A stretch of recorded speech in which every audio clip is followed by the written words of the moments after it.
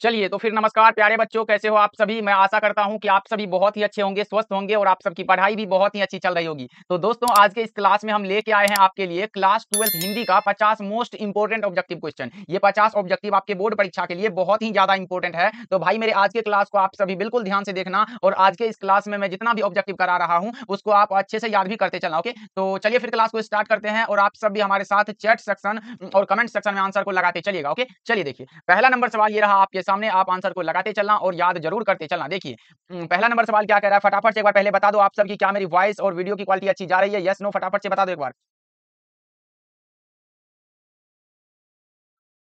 बता दो एक बार, क्या मेरी वॉइस अच्छी जा रही है? Yes no. ओके, चलिए फिर क्लास को स्टार्ट करते हैं। बहुत अच्छे। संपूर्ण क्रांति के रचनाकार कौन है? बताओ जी, संपूर्ण क्रांति जो पाठ है उसके रचनाकार कौन है? जयप्रकाश नारायण, उदय प्रकाश, रामधारी सिंह दिनकर या फिर नामवर सिंह? लगाएंगे, इसका राइट आंसर क्या होगा? संपूर्ण क्रांति के रचनाकार कौन है?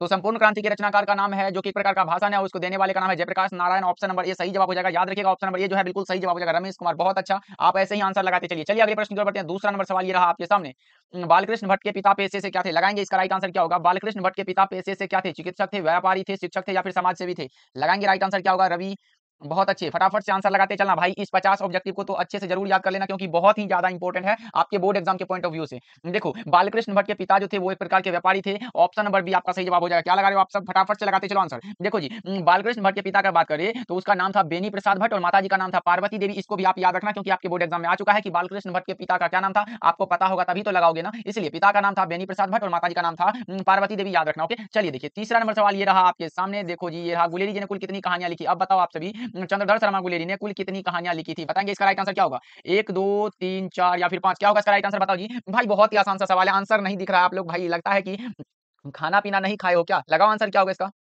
बताओ जी, इसका राइट आंसर क्या होगा? चंद्रधर शर्मा गुलेरी ने कुल कितनी कहानियां लिखी थी? लगाएंगे, तो चंद्रधर शर्मा गुलेरी ने कुल 3 कहानियां लिखी थी। कौन-कौन सा? तो उसने कहा था सुखमय जीवन और बुद्धू का कांटा। कितना हुआ? 3 हुआ ना? ऑप्शन सी बिल्कुल सही जवाब हो जाएगा। याद रखना आप सभी, ओके?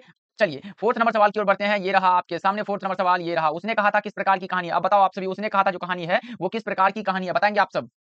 बहुत बढ़िया रमेश, रवि, बहुत सारे बच्चे जुड़ चुके हैं हमारे साथ। इसका राइट आंसर बताएँगे, उसने कहा था किस प्रकार की कहानी है? तो यह एक प्रकार का कर्म प्रधान कहानी है, जो कि चंद्रधर शर्मा गुलेरी जी के द्वारा लिखा गया है। ऑप्शन नंबर बी आपका सही जवाब हो जाएगा। याद रखिएगा आप सभी, ओके? चलिए, चलिए अगले प्रश्न की ओर बढ़ते हैं। ये रहा आपके सामने 5वां नंबर सवाल, क्या कर रहा है? जयप्रकाश नारायण मार्क्सवादी कब बने थे? अब बताओ इसका राइट आंसर क्या होगा? जयप्रकाश नारायण मार्क्सवादी कब बने थे? नीरज कुमार, बताओ आप सब।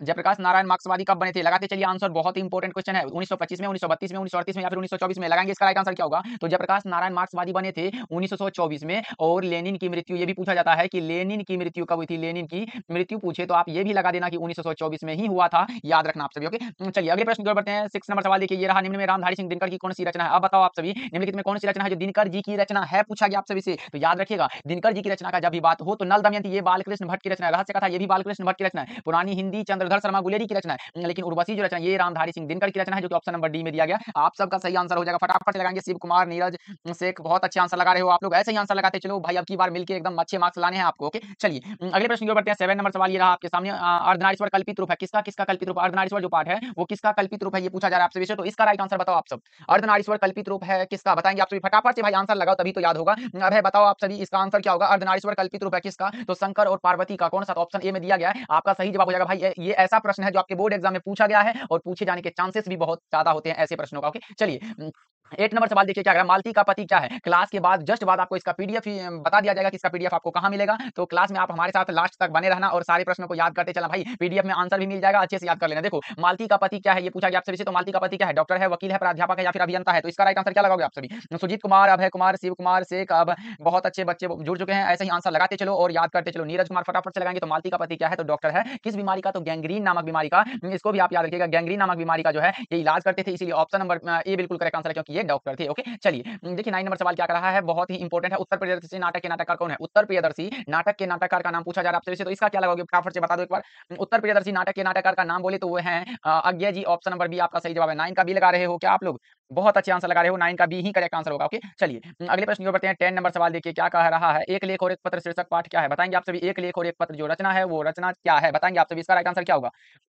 जितने भी बच्चे हमारे साथ नए बच्चे जुड़ रहे हैं, एक बार चैनल को सब्सक्राइब कर लेंगे और हमारे साथ जुड़ के भाई एग्जाम तक अच्छे से तैयारी करना लो, फिर देखो कितना अच्छा मार्क्स आएगा। अच्छे मार्क्स भाई, अगर अच्छे मार्क्स आए तो आपके माता पिता आपसे खुश होंगे, इसलिए अच्छे से जुड़ के तैयारी करो और अच्छे बेहतर मार्क्स लाना है आपको। चलो इसका आंसर लगाओ कि एक लेख और एक पत्र शीर्षक पाठ क्या है। चलो थोड़ा सा जूम कर देते हैं। एक लेख और अब बताओ आप सभी कि एक लेख और एक पत्र जो शीर्षक पाठ है वो क्या है, बताओ इसका राइट आंसर क्या होगा। तो वो एक प्रकार का ऐतिहासिक पत्र है, ऑप्शन ए सही जवाब हो जाएगा। 10 का ए लगा रहे हो आप लोग, तो आपका करेक्ट आंसर है। चलिए 11 नंबर सवाल को देखते हैं। ये रहा आपके सामने, क्या कर रहा है देखो, ये देखो थोड़ा छोटा करना पड़ेगा क्या। चलो देखो अब लगाओ इसका आंसर क्या होगा। विद्यार्थी और राजनीति शीर्षक निबंध किसका लिखा हुआ है। विद्यार्थी और राजनीति की जो रचना है वो किसका लिखा हुआ है, इसका आंसर बताओ आप सब। तो यह जो रचना है ये भगत सिंह के द्वारा लिखा गया है। ऑप्शन नंबर सी आपका सही जवाब हो जाएगा। 11 का जो है सी बिल्कुल करेक्ट आंसर हो जाएगा, याद रखिएगा आप सभी। ओके चलिए बहुत अच्छा। कनक, विजय, नीरज, पिंटू, कनक बहुत अच्छे आंसर लगाते चलो आप सभी। पिंटू तो हमारे साथ पिछले क्लास यानी कि फिजिक्स के क्लास में भी जुड़े थे, बहुत अच्छे भाई, ऐसे ही आंसर लगाओ और अच्छे मार्क्स लाने हैं आपको। चलिए 12 नंबर सवाल देखिए क्या कह रहा है। बहुजन संप्रेषण के माध्यम पुस्तक किसने लिखी है। बहुजन संप्रेषण के माध्यम पुस्तक किसने लिखी है, इसका आंसर बताओ आप सब। बहुजन संप्रेषण के माध्यम पुस्तक किसने लिखी है, तो यह लिखे हैं कौन, तो जगदीश चंद्र माथुर जी ने। ऑप्शन नंबर सी बिल्कुल सही जवाब हो जाएगा। इसकी रचना का बात कर ले तो वो है ओ सदानीरा, इसको आप याद रखना। ओ सदानीरा जो रचना है जिसके रचनाकार का नाम है जगदीश चंद्र माथुर, ऑप्शन सी बिल्कुल सही जवाब है। चलिए 13 नंबर सवाल देखिए क्या कह रहा है। ओ सदानीरा किसको निमित्त बनाकर लिखा गया। भाई आप लोग डेली क्लास नहीं करते हो भाई, मजा नहीं आता है। डेली क्लास में जुड़ोगे तभी तो कुछ सीखोगे ना। देखो इसका आंसर क्या होगा, ओ सदानीरा जो है वो किसको निमित्त बनाकर लिखा गया है, ये पूछा गया आप सभी से, तो आपको पता होगा भाई ये बहुत ही आसान सा सवाल है। क्वेश्चन बैंक उल्टा के देखोगे ना तो 2 से 3 बार पूछ दिया गया, तो 13 का करेक्ट आंसर क्या लगाओगे आप लोग। तो यह जो है ये गंडक नदी को निमित्त बनाकर लिखा गया है, ऑप्शन बी बिल्कुल सही जवाब हो जाएगा। चलिए भाई एक बार शेयर कर दो भाई, अपने दोस्तों को एक बार बुला लो कि आज के क्लास स्टार्ट हो चुका है, जुड़ जाओ। चलिए 14 नंबर सवाल की ओर बढ़ते हैं। ये रहा आपके सामने 14 नंबर सवाल। मोहन राकेश किस आंदोलन के प्रमुख हस्ताक्षर थे। अब बताओ इसका राइट आंसर क्या होगा। मोहन राकेश किस आंदोलन के प्रमुख हस्ताक्षर थे, बताओ। नई कहानी आंदोलन के, कविता आंदोलन के, स्वाधीनता आंदोलन के, या फिर समाज सुधार आंदोलन के। तो राइट आंसर बताएंगे आप सभी।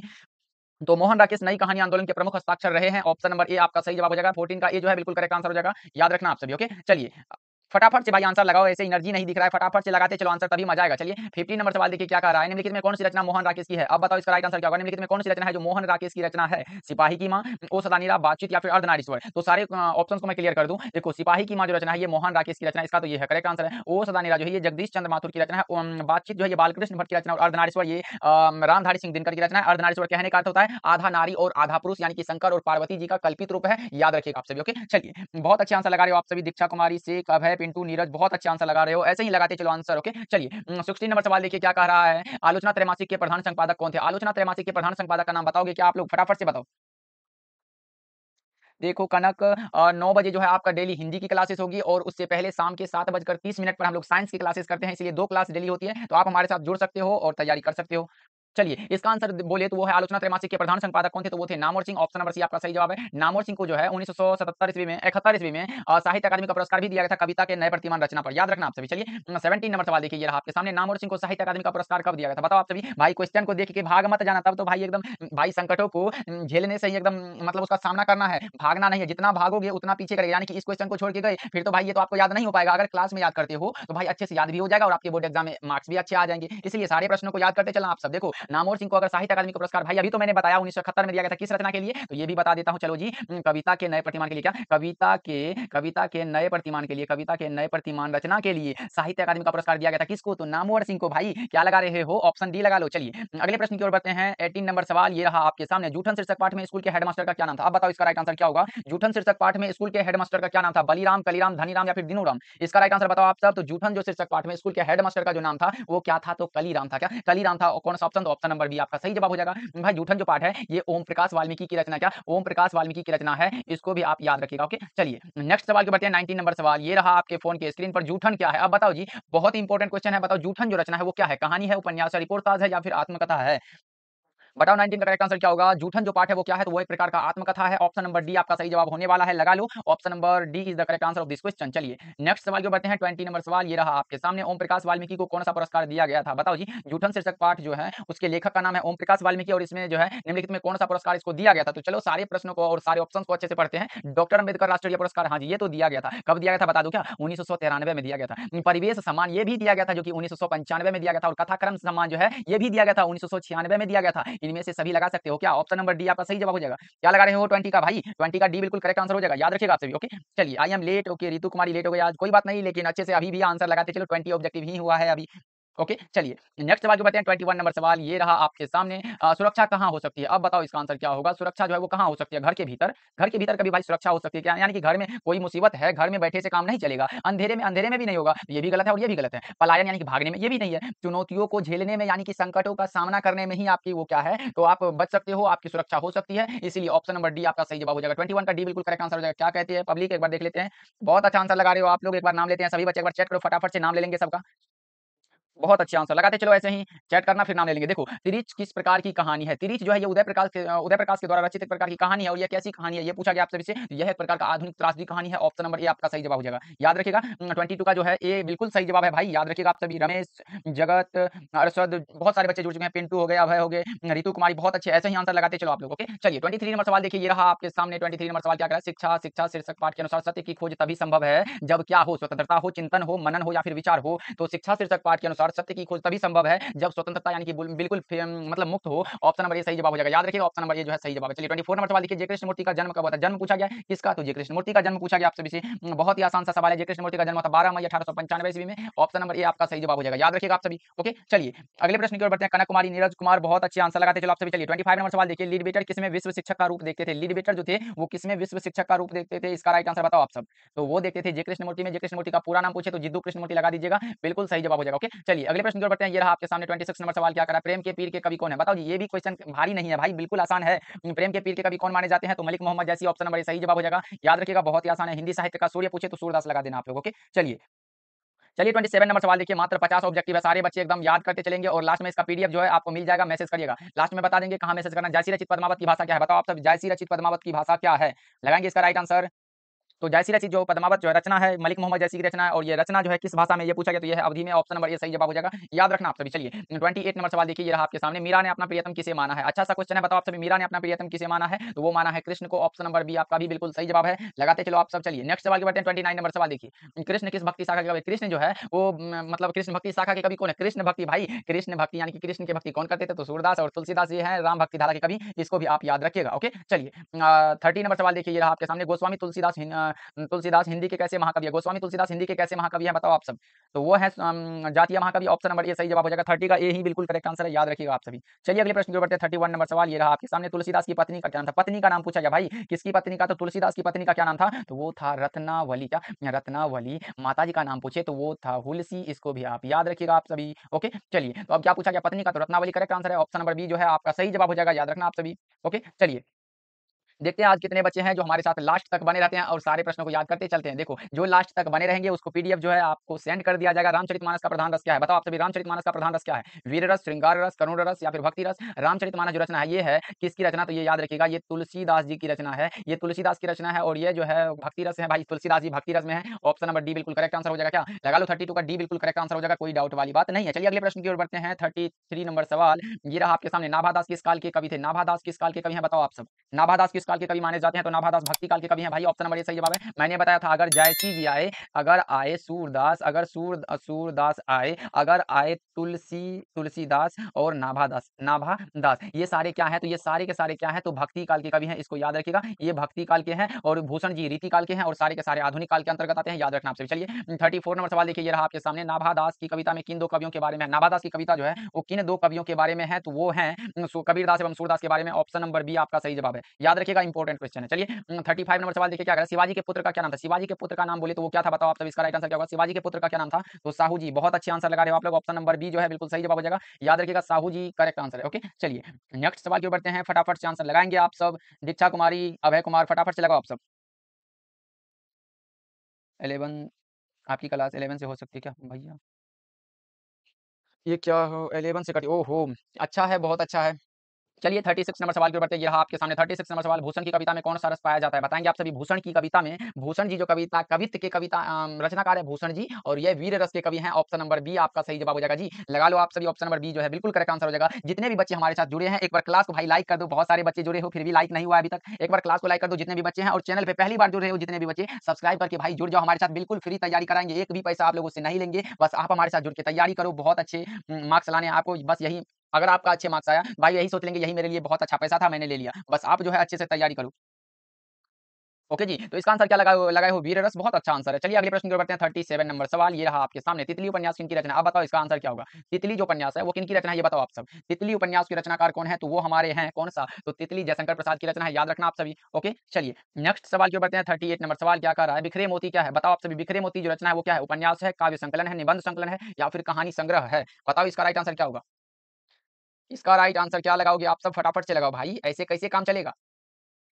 तो बिखरे मोती जो रचना है वो सुभद्रा कुमारी चौहान के द्वारा रचित एक प्रकार का कहानी संग्रह है। ऑप्शन नंबर डी आपका सही जवाब हो जाएगा। 37 का 38 का डी बिल्कुल करेक्ट आंसर है। ओके, चलिए 39 नंबर सवाल देखिए, ये रहा आपके सामने। सुभद्रा कुमारी चौहान का निधन कैसे हुआ था? निधन मतलब हो गया मृत्यु, तो कैसे हुआ था मृत्यु बता दो आप सब एक बार। कार दुर्घटना में, ट्रेन ट्रेन दुर्घटना में, बस दुर्घटना में या फिर हवाई जहाज दुर्घटना में? इसका राइट आंसर क्या लगाओगे बताओ आप सब।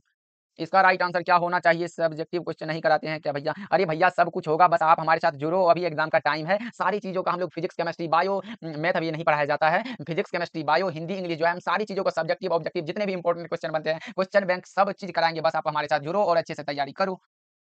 सर अभी ये सब चैप्टर नहीं पढ़े हैं। भाई चैप्टर वाइज़ भी हम लोग करते हैं। ये कभी-कभी इंपॉर्टेंट इसीलिए लाते हैं कि देखते हैं कि आपकी तैयारी कैसी चल रही है। इसीलिए हम ये इंपॉर्टेंट कभी-कभी क्वेश्चन लाते हैं, क्योंकि भाई पता तो चलना चाहिए ना कि हम लोग जो पढ़े हैं वो याद होता है कि नहीं। इसलिए हम आपका टेस्ट लेने के लिए ये लाते हैं। अगर बोलो तो नहीं लाएँगे, फिर चैप्टर वाइज़ ही कराएँगे। क्या चाहते हो आप लोग एक बार बता दो? सुभद्रा कुमारी चौहान का निधन हुआ था कार दुर्घटना में, ऑप्शन नंबर ये सही जवाब हो जाएगा। चलिए 14 नंबर सवाल को देखिए, ये रहा। शमशेर बहादुर सिंह ने सोवियत रूस की यात्रा कब की थी? शमशेर बहादुर सिंह ने सोवियत रूस की यात्रा कब की थी? अब बताओ इसका राइट आंसर क्या होगा? शमशेर बहादुर सिंह ने सोवियत रूस की यात्रा की थी 1978 ईस्वी में। ऑप्शन नंबर सी आपका सही जवाब हो जाएगा, लगा लो। Option number C is the correct answer, ध्यान रखिएगा आप सभी। ओके, चलिए नेक्स्ट सवाल को बढ़ते हैं। 41 नंबर सवाल ये रहा आपके सामने।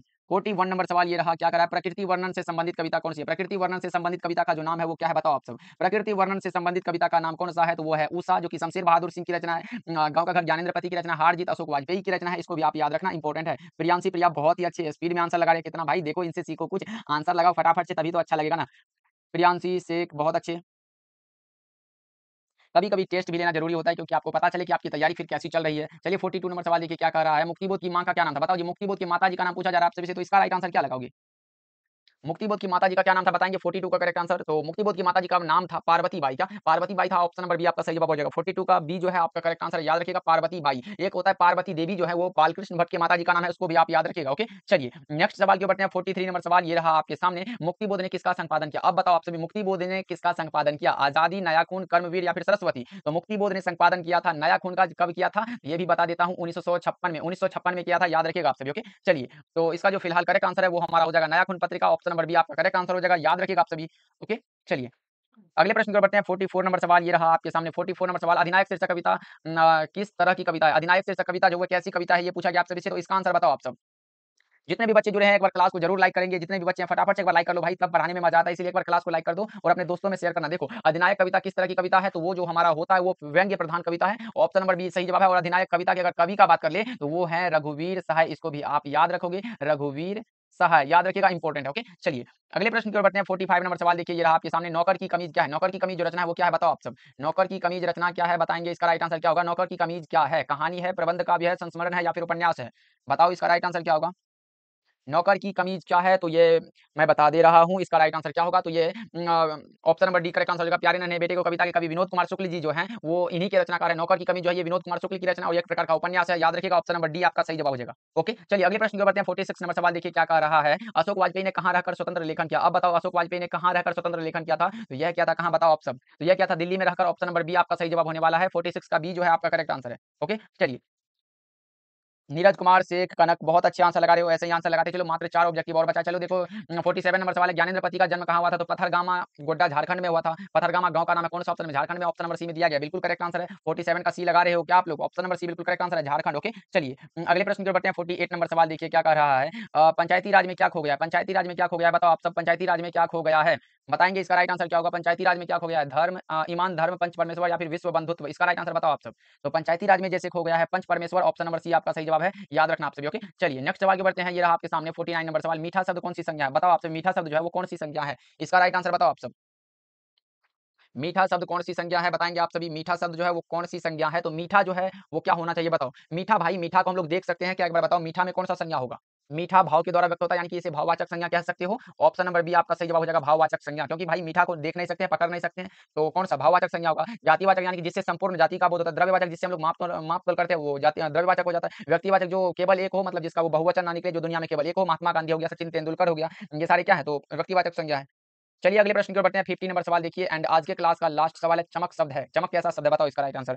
चमक शब्द कैसा शब्द है? स्त्रीलिंग है, पुल्लिंग है, उभयलिंग है या इनमें से कोई नहीं? चमक शब्द कैसा शब्द है? तो चमक जो होता है भाई, ये चमकने वाला जितना भी सामान होता है ना, हीरा हो गया, ये सारे के सारे क्या होते हैं? तो ये सारे के सारे हमारे स्त्रीलिंग में आते हैं। ऑप्शन नंबर ए बिल्कुल सही जवाब है, याद रखिएगा। ए जो है करेक्ट आंसर है। 50 का ए बिल्कुल सही जवाब हो जाएगा, याद रखना आप लोग। ओके चलिए, चलो जी, अब बताते हैं कि इसका पीडीएफ आपको कहाँ से लेना है। तो आपको पीडीएफ के लिए इसी वीडियो के डिस्क्रिप्शन में आपको एक लिंक दिया होगा व्हाट्सएप ग्रुप का, उसमें जो है आप ज्वाइन हो जाना। उसके बाद जो है आज ही इसका पीडीएफ अपलोड कर दिया जाएगा, इसलिए फटाफट से जरूर ज्वाइन हो जाना। ओके चलिए फिर, तो एक बार क्लास को खत्म होने के बाद कमेंट करके बताना कि आज का क्लास आपको कैसा लगा। सारे प्रश्न जो है अच्छा था कि नहीं था, कमेंट करके जरूर बताना। और आज के क्लास में दिए दिए गए सारे प्रश्नों को आप जरूर अच्छे से याद कर लेना भाई, क्योंकि क्वेश्चन बैंक से लाया गया था ये सारा प्रश्न, जो आपके बोर्ड एग्जाम के लिए बहुत